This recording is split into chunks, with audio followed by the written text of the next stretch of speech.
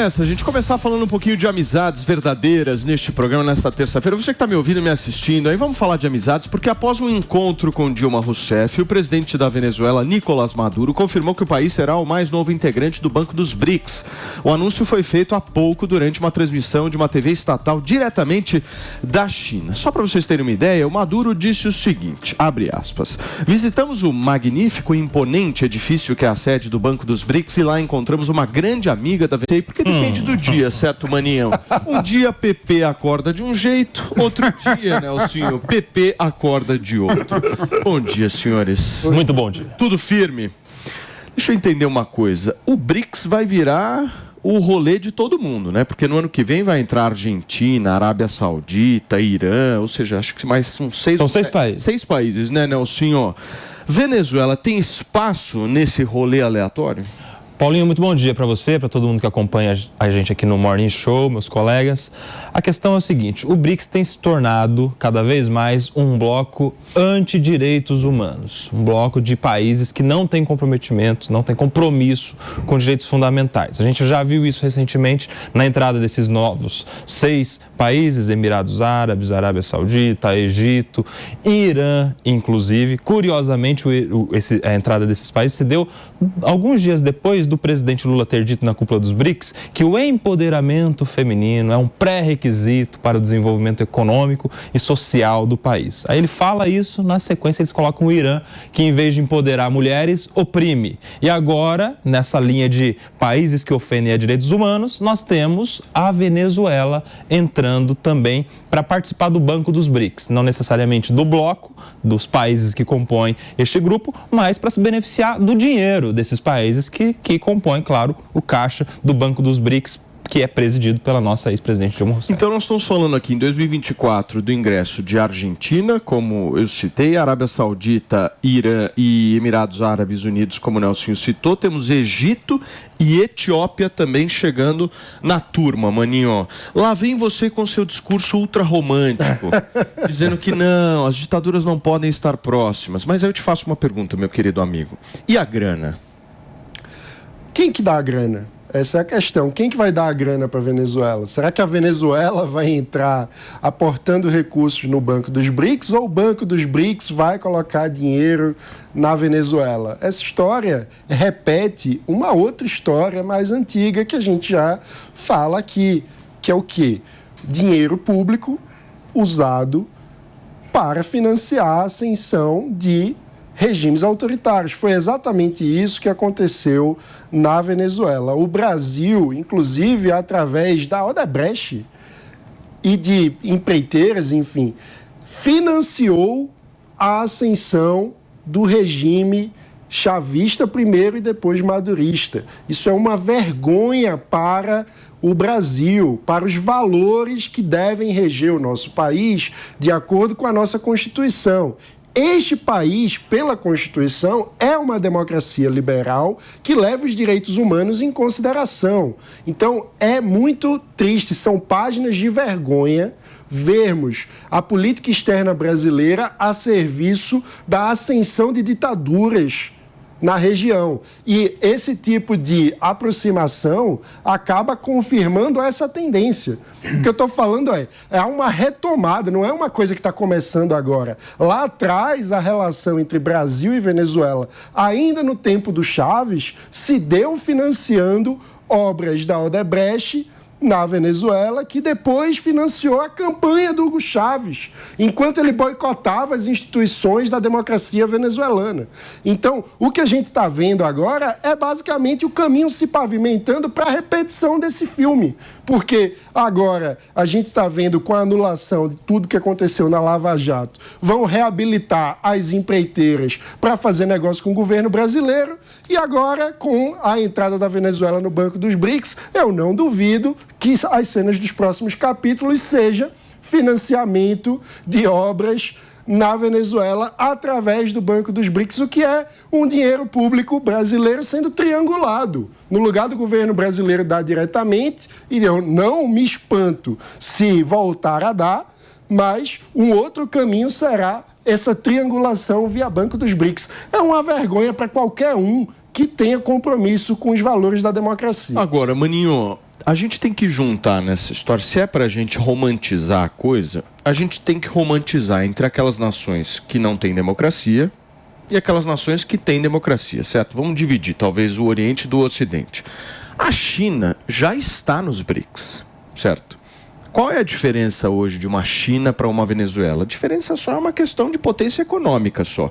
Porque a operação, o jeito de se promover democracia ali é até que semelhante, ou até pior no caso da China, muito pior no caso da China. Sim. Agora, a Venezuela... A diferença é o tipo de relação que o Brasil tem, porque o Brasil não financia a ditadura chinesa, o Brasil financiou a ditadura venezuelana. Mas você concorda comigo que ser contra o ingresso da Venezuela antes também pressupõe ser contra a atuação da China no bloco, certo? Sim. Nós estamos ao lado da China e isso não foi do Lula, não foi do Temer, isso foi de lá de trás, certo? Agora, a pergunta que eu te faço, Pepe, é a seguinte... A Venezuela tem mesmo poder para entrar nesse grupo? Porque eles estão alegando que eles têm uma das maiores reservas de petróleo do planeta, essa é a carta de entrada deles, eles apresentaram isso, inclusive dizendo que essa reserva poderia estar a serviço dos BRICS.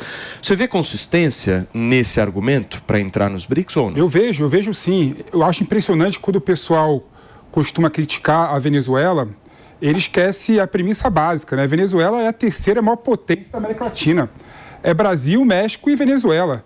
Venezuela é muito maior do que a Argentina, muito maior do que o Chile, por exemplo, que é o modelo neoliberal, segundo o Maninho. Ou seja, é muito maior do que todos esses países da América Latina. Não tem nenhum sentido a Argentina entrar e o Brasil ficar de fora. A Etiópia entrar e a Venezuela ficar de fora. Isso é tão bom porque o pessoal passa fome lá, Felipe. No Brasil também passa fome. Ah, mas é igual na Venezuela? As pessoas passam fome no mundo todo. Precisando fugir da situação na Venezuela. E o que eu acho impressionante, é que a gente tem que dividir política doméstica com política exterior. Claro que eu sou contra o regime da Venezuela.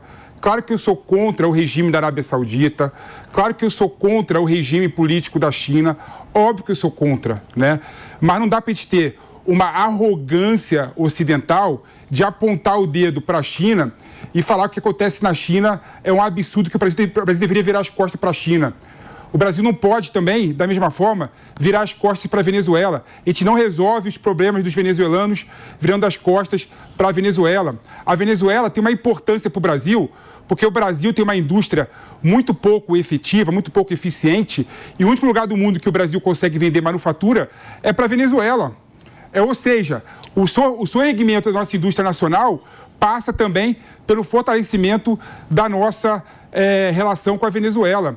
E a gente vai resolver o problema da Venezuela, ajudar a resolver o problema da Venezuela, quando a gente tem condição de influenciar a política interna da Venezuela. A gente só influencia a política interna da Venezuela se aproximando, não se afastando. A questão não é... Para mim, a questão não é essa. O Brasil precisa ter relações comerciais, sim, com países... Com países como esse. Esse é um ponto. Mas a questão é, de que forma nós vamos utilizar a influência política do Brasil nesses países? E a minha crítica é exatamente o ponto de que, de forma vergonhosa para a história brasileira, é um fato que o Brasil influenciou a política interna venezuelana no sentido de consolidação de uma ditadura, de boicote às instituições da democracia venezuelana. E agora essas relações estão sendo retomadas com negacionismo do que aconteceu. Então, o que podemos esperar? A repetição e o aprofundamento disso. Pepe, tem só um contexto aí, Pepe, que você está ignorando. A Maria, não, só colocar o ponto que a Maria Machado, a líder da oposição venezuelana, que foi injustamente e arbitrariamente cassada a possibilidade de concorrer. Ela deu uma entrevista recentemente falando que as eleições da Venezuela só vão dar certo se o Brasil exercer a sua influência de forma efetiva. Então a própria posição da Venezuela reconhece o papel importante do Brasil para resolver o problema da Venezuela. Eu concordo, mas, por exemplo... Mas não vai ser impressão de dinheiro do BRICS, meu amigo. Não vai ser impressão de dinheiro do BRICS que vai resolver o problema. Quem disse? A gente está comentando... A gente está falando sobre... Isso agora. Meu amigo, deixa eu falar... inventando isso agora. Peraí, Pepe. A gente está comentando a entrada da Venezuela no Banco dos BRICS. Para que serve a entrada da Venezuela no Banco dos BRICS se não for para pegar dinheiro financiado pelos países do algo multilateral. Não. E vamos contextualizar aqui. Não, é uma ideia, não sei se é muito... É importante você falar, Nelsinho. O BRICS não é FMI, hein, turma? Não é FMI. BRICS é outra coisa. É órgão multilateral que todos os integrantes colocam dinheiro. Mas a Venezuela vai colocar dinheiro também. Não é banco para você chegar lá, pedir dinheiro. Não, mas tem o banco dos BRICS, Paulinho. Sim, mas o objetivo central do BRICS... Que é esse da Dilma. Sim, por isso é que a Venezuela não entra no BRICS, mas vai participar do banco dos BRICS. Então, a participação da Venezuela é só nessa questão financeira. E tem um contexto, Pepe, que eu acho que você está ignorando, que é a história recente, que é o financiamento pelo BNDES de obras lá na Venezuela, o tal do metrô de Caracas e tal, que nunca foi pago e, na verdade, foi pago pelos próprios brasileiros com aquele fundo de garantia e tal. Então, assim, tem esse contexto, ou seja, a história mostra que o presidente Lula, o governo petista, gosta de financiar obras na Venezuela que nunca são pagos para o brasileiro. Então, quando a gente vê novamente o Maduro se aproximando de um banco que pode financiar obras lá na Venezuela e tal, a história começa a se repetir. E essas são informações que contextualizam essa entrada da Venezuela no Banco dos BRICS, que você está ignorando por ingenuidade. Um ponto adicional sobre a política externa e como o Brasil tem exercido sua influência na política interna da Venezuela. Quando recebeu o ditador Nicolás Maduro no Brasil com honras de Estado, qual foi o discurso do Lula? O discurso do Lula foi que o problema da Venezuela era uma questão de narrativa e que o companheiro Maduro tinha que aprender com ele como reverter a situação. Maninho, isso aí não é outro problema não, Fê. Isso aí faz parte do contexto. É o contexto. Mas eu não consigo criticar. Se o Maduro foi recebido assim no Brasil, obviamente ele vai ter as portas abertas para entrar no BRICS, com relacionamento com a Dilma. Quando o discurso brasileiro para influenciar a Venezuela é de que tudo é um problema de narrativa, não é um problema efetivo de democracia e direitos humanos, como o Brasil vai exercer influência na reconstrução da democracia venezuelana? Ô Paulinho e Mano, a questão é a seguinte, eu posso muito bem criticar a forma como o Brasil recebeu o Maduro e criticar a narrativa do Lula em relação à ditadura venezuelana, que ele não conseguiu criticar. Esse é o problema da esquerda global. A esquerda global não consegue olhar para certos exageros da esquerda do mundo todo e criticar. O Boric do Chile que você critica, mas eu consigo elogiar a reaproximação do Brasil com a Venezuela. Eu consigo elogiar a ida da Venezuela ao Banco dos BRICS. Desconsiderando inteiramente a relação. Desculpa, Nelson. Tem um ponto errado na tua argumentação. Por quê? Porque existem instrumentos institucionais e contratuais que você consegue reaver esse dinheiro. Igual do BNDES. Por exemplo, atualmente não. Reaver o dinheiro em 100 anos.